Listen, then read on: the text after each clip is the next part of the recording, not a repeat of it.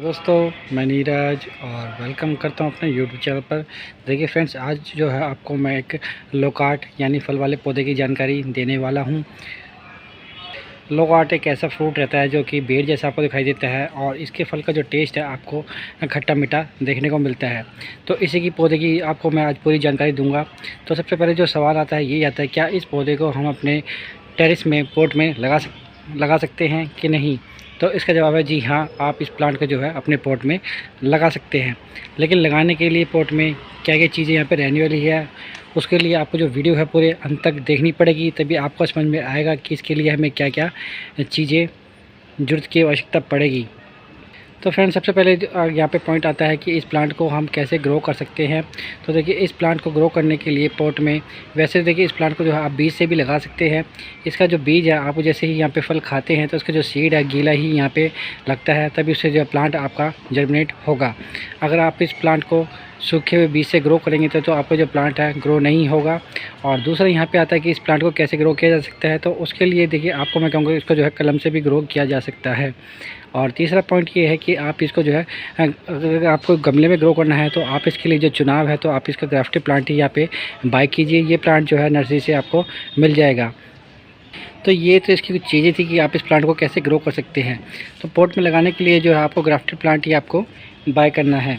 और देखिए बारी आती है कि इस प्लांट को आप जब बाय कर लेंगे तो इसके लिए जो आपको सॉइल है वो कैसे यहाँ पे रेडी करनी है। छोटा प्लांट हो या बड़ा प्लांट, दोनों के लिए जो सॉइल मिक्सचर है आपको सेम इसी तरीके से बनाना है। तो इस प्लांट के लिए जो मिट्टी आपको रेडी करनी है वो है रेतली मिट्टी। तो इस प्लांट को जो आप रेतली मिट्टी ही दीजिए, क्योंकि इस प्लांट को जो है मैं कहूँगा कि बहुत ज़्यादा अधिक पानी पसंद नहीं है। वैसे तो ये बहुत हार्डी प्लांट है, फिर भी आप इसको मैं कहूँगा कि जैसे कीचड़ वाला जो पानी रहता है उस तरह से इसको नहीं चाहिए। इसको पानी जो देना है आपको, इसकी मिट्टी को है सॉइल वो मॉइस्ट यहाँ पे रखनी है। इस प्लांट को जो है पानी में नमी पसंद है, ना कि बहुत ओवर वाटरिंग। तो मिट्टी वैसे भी जो आपको पॉट में लगानी है तो इसको जो मिट्टी है आपको वेल ड्रेन बना के आपको देनी है।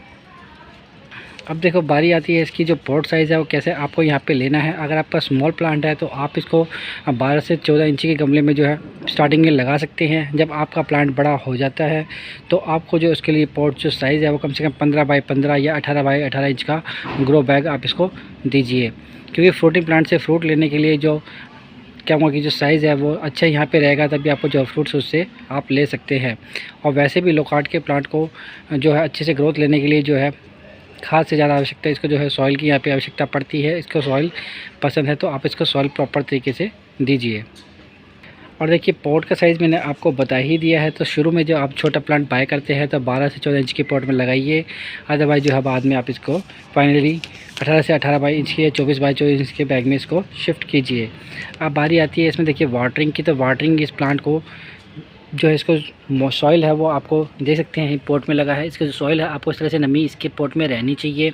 इसको सूखा बिल्कुल पसंद नहीं है। अगर आप इसको बिल्कुल मिट्टी ड्राई करते हैं तो वैसे तो ये बहुत हार्डी प्लांट है, फिर भी आप इसकी मॉइस्ट जो सॉइल है मॉइस्ट रखेंगे तो ये प्लांट बहुत ही खुश होकर चलता है।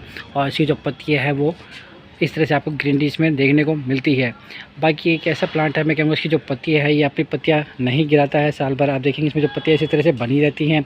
बाकी इसकी जो नई लीव्स इस तरह से ग्रो करती हैं। तो इसके जो शुरू में जो इसकी लीव छोटी रहती है स्मॉल, यानी कि आप देखेंगे तो इस तरह से जो वाइट कलर की दिखाई देती हैं। बाद में ये जो लीव्स अच्छे से ग्रोथ लेने के बाद जो है आपको फुल ग्रीनरी नज़र इसमें आएगी। इसके पत्तियों का साइज़ काफ़ी बड़ा रहता है, तो आप इसमें देखिए नमी बना के रखिए। अब बारी आती है इसकी सनलाइट रिक्वायरमेंट की। तो देखिए यहाँ पे बताओ, इस प्लांट को जो है सनलाइट आप जो है पूरे दिन की दीजिए। बाकी जो आपको तेज़ गर्मी है, जैसे कि आप देखेंगे जो मार्च के बाद जो इसमें गर्मी जैसे तेज़ होगी तो इस प्लांट को आपको तेज़ गर्मी से बचाना है। बाकी आप इसको ग्रीन शेड एरिया के नीचे रख सकते हैं। बाकी जो मॉर्निंग की अगर सनलाइट की बात करें तो मॉर्निंग की जो है इसको आप 1 से 2 घंटे की सनलाइट है उसको दिखा सकते हैं। और बाद में जो है शाम में इवनिंग के समय जो है इसकी सनलाइट दिखा सकते हैं। अगर बहुत ज़्यादा तेज़ गर्मी आप इसको दिखाएंगे तो इसकी जो पत्ती है वो साइड से बर्निंग आ जाती है, वो आपकी लीव्स इसकी लीव्स में आपको दिखाई देगी। तो बहुत तेज़ गर्मी आप इसको ना दिखाइए। अब बारी करते हैं देखिए इसकी फर्टिलाइज़र की रिक्वायरमेंट की। तो देखिए इसमें जो फर्टिलाइज़र आप शुरू फरवरी में जब इसका प्लांट लगाते हैं तो इसमें देखिए शुरू में आप इसको वर्मी कंपोस्ट और नीम की खली मिला के सिर्फ इस प्लांट को लगा सकते हैं। कि स्मॉल प्लांट्स में जो अपने यहाँ प्लांट यहाँ पे लगाते हैं तो उसको जो बहुत अधिक फर्टिलाइज़र की जरूरत नहीं पड़ती है, जो बाकी उसका कुछ आवश्यकता पड़ती है तो वो अपनी सॉइल से ही यहाँ पे ले लेता है। और देखिए इसके जो सेकंड टाइम यहाँ पे रहता है फर्टिलाइज़र का, तो वो रहता है यहाँ पे सितंबर से जो अक्टूबर में आप इसको फर्टिलाइज़ कर सकते हैं रेनिंग सीजन में, क्योंकि उस समय जो इसको यहाँ पे फर्टिलाइज़र आप देते हैं तो कि उसमें जो फ्रूटिंग आप जो इसका सीज़न आने वाला है उसमें आप इसमें फ्रूटिंग देख सकते हैं। तो फ्रूटिंग के लिए इस प्लांट को रेडी करना पड़ता है। तो सेकेंड टाइम जो फर्टिलाइज़र है आप इसमें सितंबर से अक्टूबर में दीजिए। और फर्टिलाइज़र में आप इस प्लांट को क्या दे सकते हैं, vermi compost, single super phosphate और यूरिया, ये सब जो फर्टिलाइज़र आप इस प्लांट को दे सकते हैं। बाकी आप यहाँ पे अगर ऑर्गेनिक गार्डनिंग करते हैं तो उसके लिए जो यहाँ पे वर्मी कंपोस्ट, सड़े हुए गोबर की खाद जो कि फुली डिकम्पोस्ट यहाँ पे रहनी चाहिए। उसके लिए यहाँ पे रॉक फॉस्फेट यानी सिंगल सुपर फॉस्फेट या फिर उसके अलावा जो है आप बॉन मील का भी इस्तेमाल यहाँ पे कर सकते हैं। अगर केमिकल में आप यूज़ करते हैं तो आप इसको 3 से 4 जो दाने हैं DAP के आप इसको दिखा सकते हैं। और बाकी इसमें जो फ्लावरिंग के समय आप इसमें सरसों खली के जो फर्टिलाइज़र है वो लिक्विड फर्टिलाइज़र वो आप इस प्लांट में ऐड कर सकते हैं। और देखिए फ्रेंड्स, अगर आप इसकी प्रूनिंग वगैरह करना चाहते हैं तो जो आप इसकी है विंटर्स में जो है इसकी प्रूनिंग कर सकते हैं, यानी कि जनवरी में जो इसकी प्रूनिंग कर सकते हैं। फरवरी में जो है इसका सीज़न जो है फ्लावरिंग का रहता है, तो फरवरी में जो है अपने फ्लावर प्रोड्यूस करता है। और इसमें जो फ्रूटिंग का समय रहेगा वो क्या, वो कि आप मार्च जो है अप्रैल में इसमें जो है फ्रूटिंग देख सकते हैं। तो इसकी जो फ्रूटिंग है वो 2 महीने के अंदर ही पक के रेडी हो जाती है। बाकी इसका फ्रूट एक ऐसा है, अगर आप इसका फ्रूट को तोड़ते हैं तो आपको वो 1 या 2 दिन में ही ख़त्म करना पड़ता है। बाकी इसका फ्रूट है वो ज़्यादा दिन तक समय तक नहीं चलता है। और अगर इसके फ्रूट के टेस्ट की बात की जाए तो इसका फ्रूट का जो टेस्ट रहता है वो खट्टा मीठा रहता है। और जो हमारा क्या होंगे फरवरी जो मार्च अप्रैल जो रहता है, इस समय ऐसे समय इसका रहता है कि इसमें जो है आप मार्केट में जो अदर फ्रूट्स है वो भी उनकी जो डिमांड है वो कम देखने को मिलते हैं। फ्रूट्स अधिक आपको मार्केट में देखने को नहीं मिलता, तो इस समय जो इसका फ्रूट आता है इसलिए इसकी फ्रूट की डिमांड भी अधिक रहती है और प्राइस भी हाई रहता है।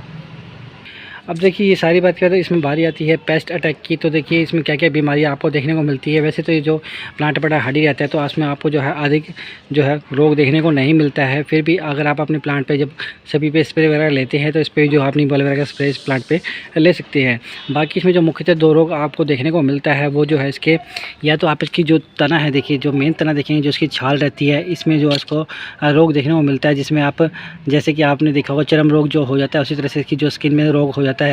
तो उससे बचने के लिए जो आप इसमें बोरो पेस्ट वगैरह का इस्तेमाल कर सकते हैं। नहीं तो देखिए आप इस तरह से आपकी स्किन में अगर ये प्लांट की जो है छाल में लग चुका है तो उसमें छाल को जो आप काट के उतार के अपने गार्डन से दूर फेंक सकते हैं। बाकी जो इसका जो दूसरा रोग है ज़्यादातर आपको देखने को मिलेगा उसकी जो क्या हुआ कि रूट रॉट का देखने को मिलता है।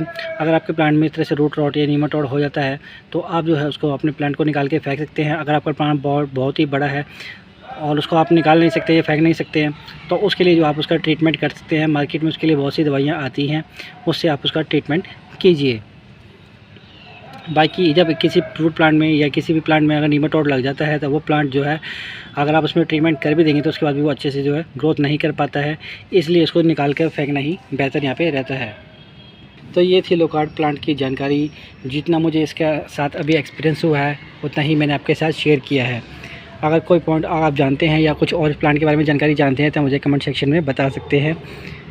तो उम्मीद है दोस्तों आपको मेरे द्वारा दी गई जो जानकारी है वो पे आपको अच्छी लगेगी। आपको मेरे द्वारा दी गई जो जानकारी अगर अच्छी लगी है तो प्लीज़ मेरे वीडियो को लाइक और शेयर कीजिए।